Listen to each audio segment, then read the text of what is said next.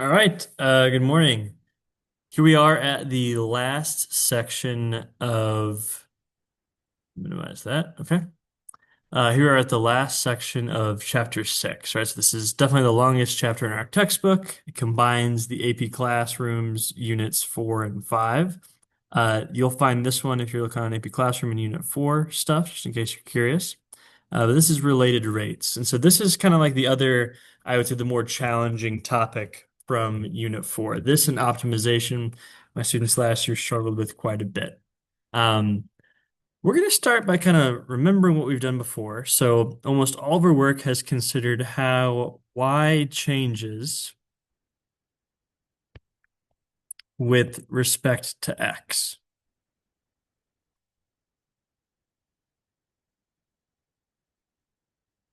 And so what we're going to think about now is how are they going to change with respect to some other third variable here? So here I've got this, a particle, and I should have an apostrophe right there. A particle's distance from the origin is given by d is equal to the square root of x squared plus y squared, right? So this works if I'm at the origin at one point and then at an xy pair at another point. This will be the distance of that line segment. And so we're going to consider this particle's distance moving over increments of time. And I kind of want to figure out how fast is the distance changing. But then I'm also going to be exposed now to these two quantities that are going to be dx dt and dy dt. So how are these variables changing with respect to time? That'll help me figure out what's happening with this variable with respect to time, right? So the basis here is the chain rule. So I've got on the left side of my equation d dt. Right, so how fast is the distance changing with respect to time is what this means. And this will be equal to, and now I can take the derivative of this thing. And so you could do that a couple different ways, right? I'm going to show all my work here. This is like x squared plus y squared to the 1/2 power. So taking the chain rule of this, I multiply down by the 1/2. This stuff stays the same. I take 1 off of the power, so I'm now to the negative 1/2. And then I multiply by the derivative of the inside. Okay, now here's where I got this double chain rule thing going on. So the derivative of 2x, or excuse me, of x squared would be 2x. But because I'm taking the derivative with respect to time, I now have this differential piece. This is like I've chain ruled the x squared in itself. Derivative of x squared is 2x. The derivative of whatever x is with respect to t is this. Usually, right, we'd have like a dx, which is just 1. I'll explain that in a minute. Same way, 2y is the derivative of y squared. And I'm also now considering how fast is this y changing with respect to t. And we could stop there, right? You could simplify this. I'll leave it up to you. And again, what's been happening before? So here's a little aside. Right, say I gave you just this normally. I say take the derivative of this with respect to x. This would be dy dx, right? How fast is the y changing with respect to the x's change? And then the change in the x is this 2x, right? Here's the chain rule now, times how fast is the x changing with respect to x? Well, this is just 1, so we only have this dy dx is equal to 2x, right? That's why we haven't had this piece at all before. It's because the variable that's changing is the one that we're considering it changing with respect to. Here now I've got this new variable t. All right, and so these are going to be helpful quantities for us, right? My equation that I drew up here on the left side of this dotted line gives me three quantities, gives me dx, that says how fast is x changing with respect to time, gives me dy, how fast is y changing with respect to time, and it gives me d capital D t, how fast is the distance changing with respect to time. So all these are just saying how fast is the top variable changing with respect to the change in the bottom variable, which is usually the same. We usually only have one variable of differentiation. I can't really think of an example where we have multiple. So right, just as some examples, we got this example two here, finding related rate equations. And so it's called related rates because I'm relating different rates of different things, right? I'm relating the rate of how x changes and the rate of how y changes with how the rate of distance changes. So here, assume that the radius r of a sphere is differentiable with respect to t, and v is the volume of this sphere. Find an equation that relates how fast the volume is changing, that's dv dt, and how fast the radius is changing. And so I could do a couple things here, right? I first need to know what the volume of a sphere is, right? So got V is equal to 4/3, and I'm just rewriting this from the side, right? I think as a general rule, if you're expected to know some geometry formulas on the AP, they'll give them to you. And I'm going to take the derivative of everything here with respect to t. So the derivative of v with respect to t is dv dt. The derivative of this side with respect to t, I'm only going to look at what's happening with this here, right? Why am I not really caring about this? Well, 4/3 is a constant. Pi is also a constant. So I've got 4/3 pi times, now I need the derivative of my variable r. So I'll have 3r squared, and then the rate of change of that radius with respect to time. And we could simplify this. Right, I could get dv dt is equal to, oh, my 3's cancel, that's great, 4 pi r squared dr dt. Yeah, maybe if you're confused, pause and ask someone next to you if they kind of figure out what's going on. We should have a little bit of time before our FRQ on Friday to discuss. You'll definitely see something like this on that. Or again, if I'm expecting you to know this, I might just give you this formula, especially this one. The radius r and the height h are differentiable functions of t. Let v be the volume of the cone. Find an equation that relates all three of these. So how fast the volume changes over time, how fast the radius changes over time, and how fast the height changes over time. Start from the same spot. I'm rewriting my volume formula. If you're thinking, how is this going to change, right? It's not really at the beginning. This will stay the same. I've got my 1/3 pi, and now I'm going to use parentheses. Right? And if you're thinking, okay, why am I using parentheses here? Well, I'm going to keep this constant stuff, and I've actually got a product rule this whole business here. Because I've got one variable that can be differentiated and another function that can be differentiated. So here I've got 2r dr dt times h. Right, this is the derivative of my first function, r squared, times h, plus now r squared times dh dt. And I could simplify that if I wanted to, but there's not really much for me to do here with this. I'm not going to get the 3's to cancel like I did up on this part A. Right? I can't really simplify that any further. So I might just leave that like this. I'll say that's simple enough. I have related dv dt to dr dt and dh dt here and here. So this is the basics of related rates, is I'm now taking the derivative of all my variables and I introduce this differential piece here, this dr dt or dh dt or dv dt for this variable t that I'm taking the derivative with respect to. The next 3 pages of your notes are one example per page. Notice I've included a nice picture for us on example 5 and on example 3 here. And example 4, I might say, okay, let's see if we can come up with one. These actual subparts of the questions are what the textbook says is a good strategy for how we can solve all these things. So I'll talk about them maybe more at length in this first example and then less as we go. So for this first one, we've got a hot air balloon that rises straight up from a level field and is tracked by a range finder 500 feet away from the liftoff point. Right, so I've got this picture here. The range finder, I guess it's just like a radar. It's 500 feet away from this spot where the hot air balloon goes, and then it starts going upward. Okay, this is big now.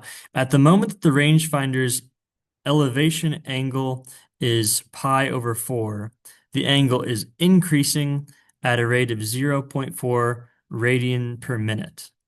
How fast is the balloon rising at that moment?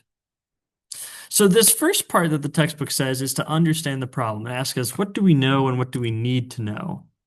I know a couple of different things here. Maybe I can write them. I'm 500 feet away. That's great. Really, you would combine kind of these two steps here as you kind of categorize what you know. You might make a picture like this, and we'll do that in the next example that we look at. I'm 500 feet away. I know that at this certain moment, my angle is going to be pi over 4. I know then that the angle is increasing if you see that it is increasing, you see that there is a rate going on, this means you're looking at a derivative, right? So what I'm looking at here is d theta dt, right? T is time there, my radians per minute, is going to be equal to 0.14 radians. I could even label that radian per minute. What am I looking for? How fast? Fast, right? That is an indication of a rate.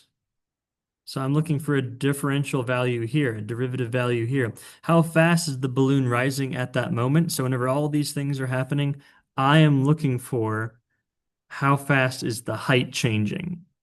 This is what I need. That is my goal of this question. And so kind of maybe like if I had not provided us with this picture here, we would have been making the picture ourselves. All right, so we're going to draw and label a picture. That's what we would have done over here. And we're going to distinguish between constant quantities and things that are variable, right? Here's the big one here.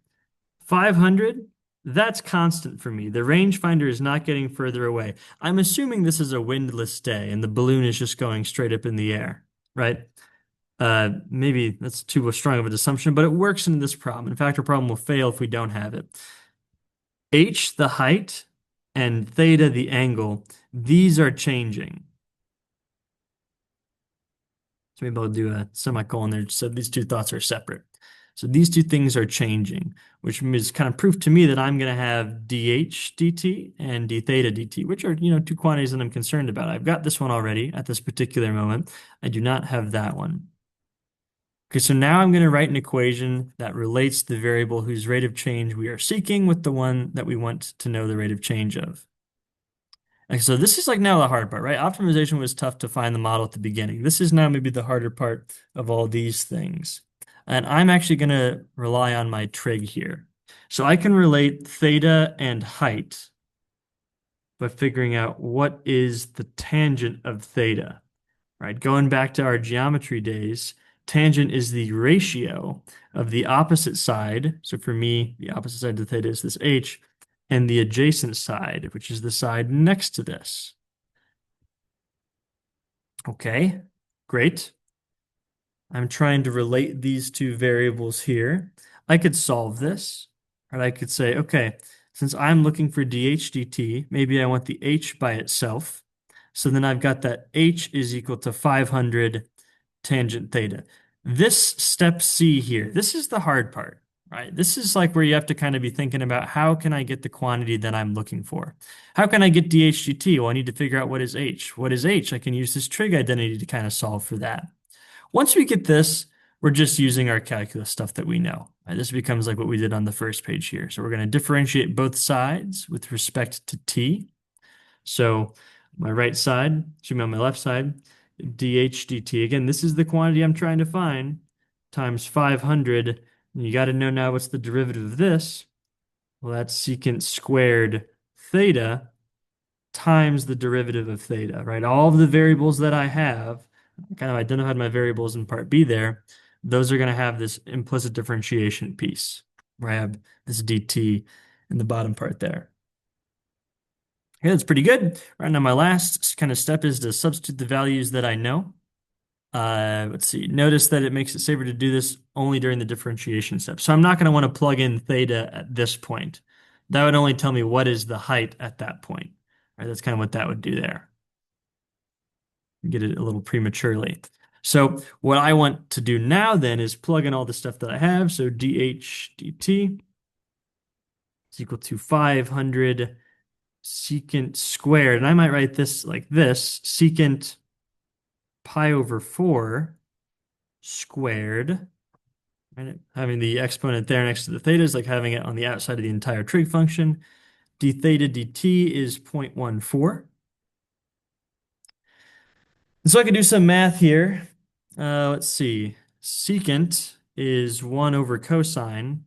Cosine of pi over 4, maybe you've got this on the wall there, root 2 over 2.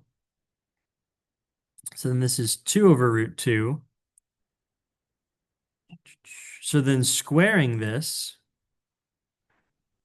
maybe I'll do this work over here. Squaring that, let's see, I've got 2 over root 2 squared times 0.14. Get 500 over 4 divided by 2, 0.14. So this will be then 2 times 500, so 1,000, and then 1,000 times 0.14 will give me 140. And the last step then is to kind of interpret what our solution means, translate your result in the problem setting. So my dH dt is, oops, there we go, 140 feet per minute. This is how fast the height is changing. Height of the balloon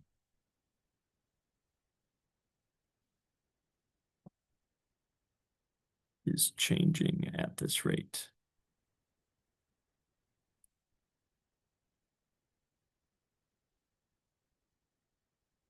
Okay, cool. So again, I provided this picture which made things a little bit easier for us. Maybe I should have included the picture here, but there's one in the textbook, and maybe we can come up with this ourselves. So I'm going to try to do these two parts, part A and part B, on my own here at the same time. So we've got this, example 4, a police cruiser approaching a right-angled intersection from the north is chasing a speeding car that has turned the corner and is now moving straight east. When the cruiser is 0.6 miles north of the intersection, and the car, so let's say I'm approaching from the north, which means I'm traveling south. When the cruiser is 0.6 miles to the north of the intersection, the car is 0. miles to the east. The policeman determined with a radar that the distance between them is increasing at 20 miles per hour. If the cruiser is moving at 60 miles per hour at the instant of a measurement, assuming at the instant of measurement, what is the speed of the car? Okay, so we've got a lot of stuff here, right? We just got a lot of information. I'll start from the beginning.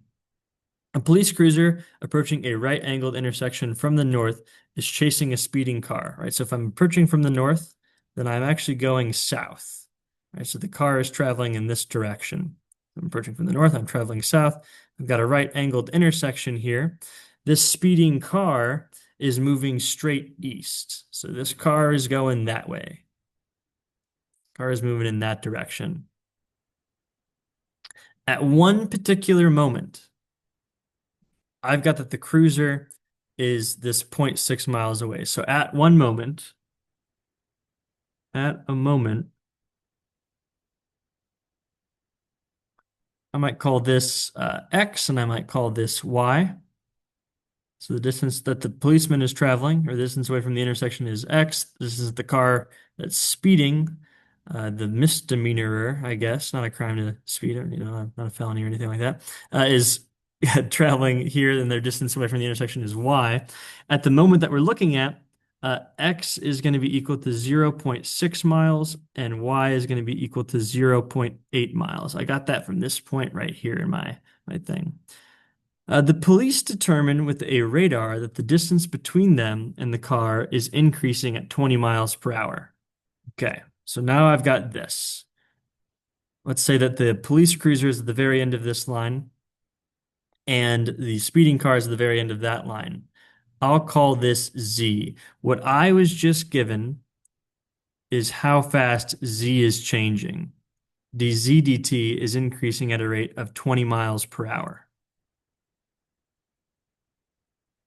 If the cruiser is moving at a speed of 60 miles per hour at the instant measure, what is the speed of the car?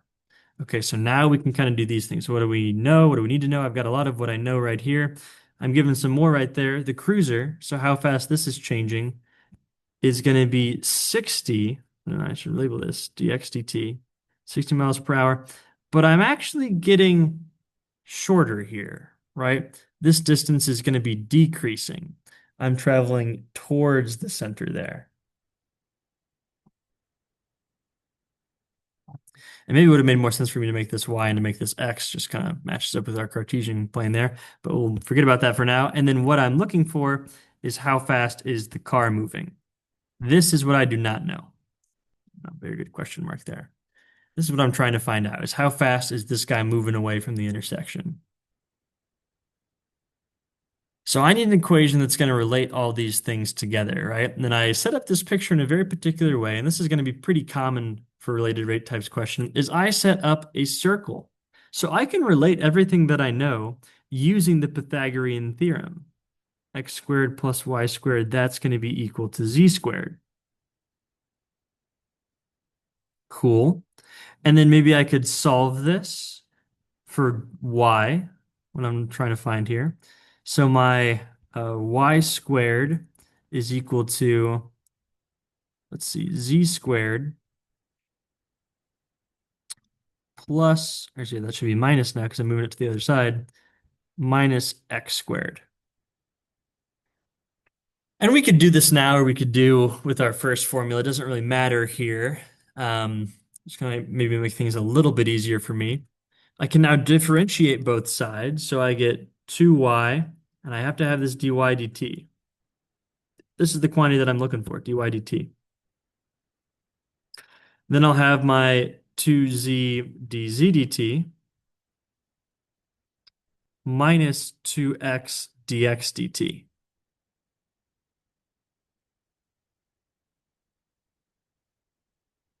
Okay, cool.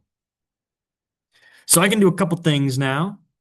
I can plug in all of my things, and I guess that's what I'll do next. So let's see what we've got. I've got my y is zero point 0.8. I said that already.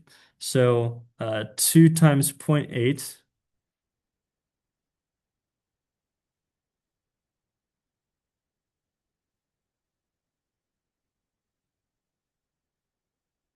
dy dt is what I'm looking for.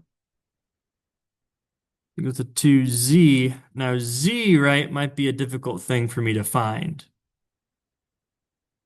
but not really, right? Because I can use my Pythagorean theorem to find out what is z at this particular moment, right? I can do zero point 0.6 squared plus zero point 0.8 squared, and that's going to give me z squared. So then z is going to be the square root of this thing. And I'm going to do this on my calculator next to me here.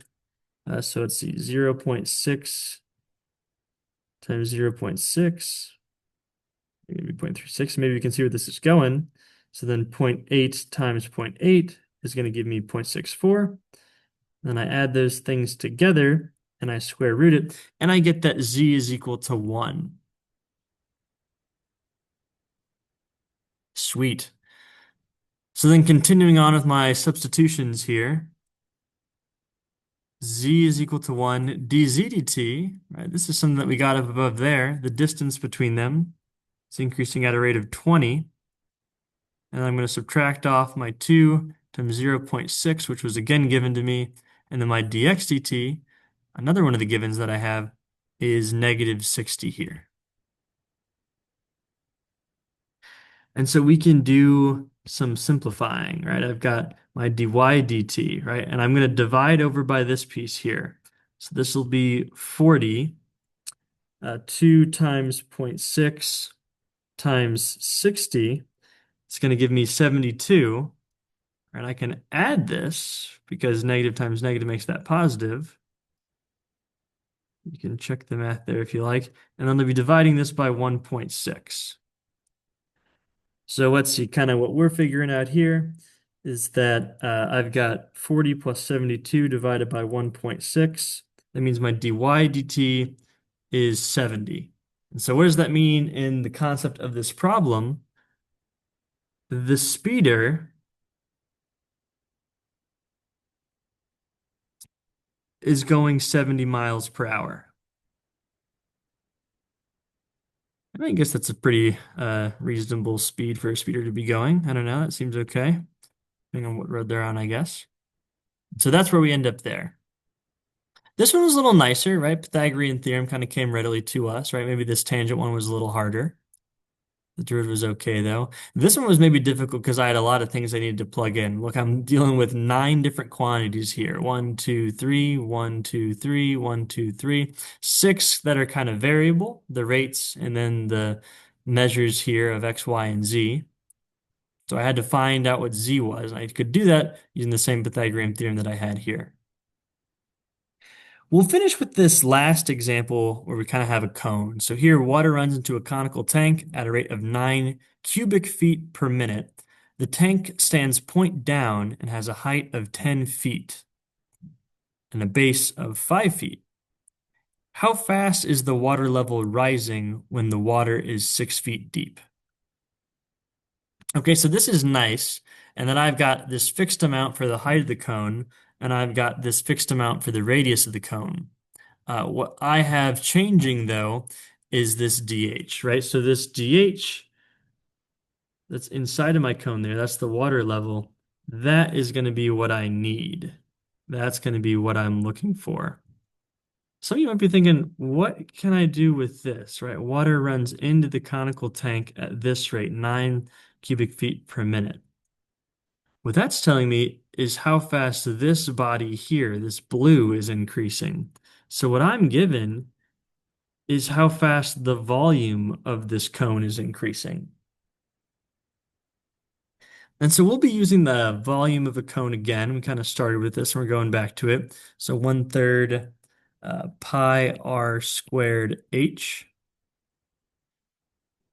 We can't really use our values for height and radius here, right? Because I kind of want to know what's happening with the rate at which this height of the water is increasing. I don't necessarily need this yet, but I am going to use that problem in just a second. So I've kind of got my picture here. I don't really want to label anything just yet.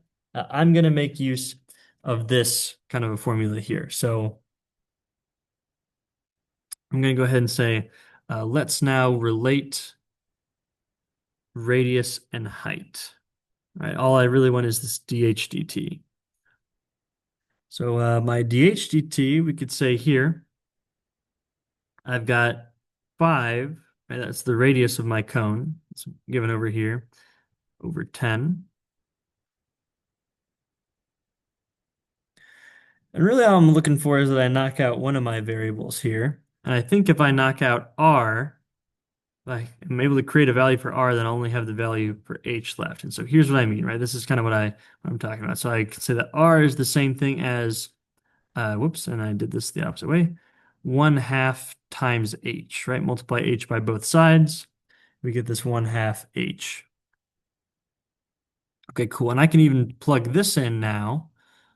So let's say now I can plug that into the volume equation that I have up here. And I could have that v is equal to 1/3 pi r squared is what I just found, or r is what I just found, 1/2 h squared times h. And I can simplify this. This will help me out in just a second.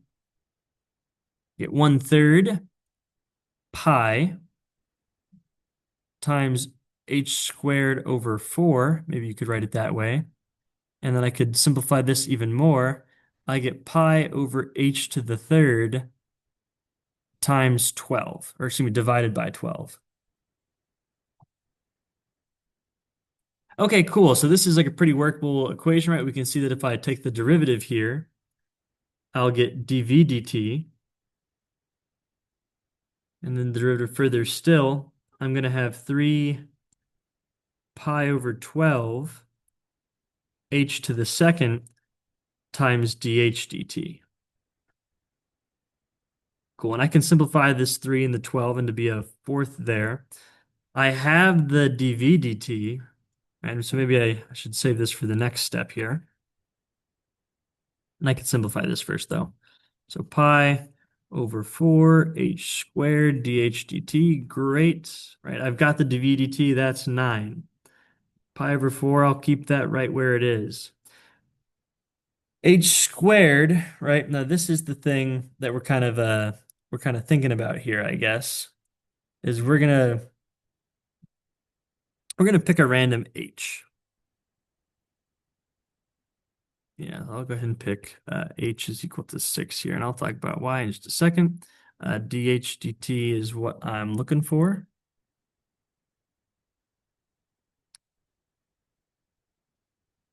Cool, so we can kind of simplify this, right? Maybe you can see why I would choose to have this. It's going to make things simplify out nice for me, right? I can multiply this 4 to the other side. 36 is equal to 36 pi dH dt. Oh, I could divide both sides by 36. That kind of worked out good for me. That was a good choice. So then 1 is equal to pi dh dt. And so then the rate at which the height is increasing is 1 over pi. Cool. So then we can say this. In this context, for me, the height of the water, or I can be more exact here, the water level in the cone, be more precise, in the cone is increasing